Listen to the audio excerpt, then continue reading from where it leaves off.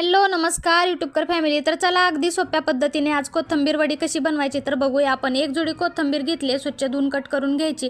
तर त्याच्यामध्ये मीठ घालायचं, हळद घालायचं, गरम मसाला घालायचा, धने जिरे पूड घालायची, मिरची पावडर घालायची, कांदा लसूण मसाला घालायचा, 1 चमचा तीळ घालायचे, 1 चमचा ओवा घालायचा, 1 चमचा जिरे घालायचे, 2 चमचे इथे मी तांदळाचं पीठ घेतले आणि 4 चमचे बेसन पीठ घालायचे, थोडासा चिंचेचा कोळ घालायचा आणि तुम्हाला गोड हवा असेल तर इथे तुम्ही गूळही घालू शकता। छान असं पीठ मळून घ्यायचं, एका चाळणीला तेल लावायचं आणि छान असे उंडे बनवून हे आपल्याला नंतर उकडायला ठेवून द्यायचे। 15 मिनिटं लो गॅसवरच्या फ्लेमवर हे आपल्याला छान असं उकडून घ्यायचं। उकडून झाल्यानंतर हे बघू शकता, थंड झाल्यानंतर कट करून घ्यायचं।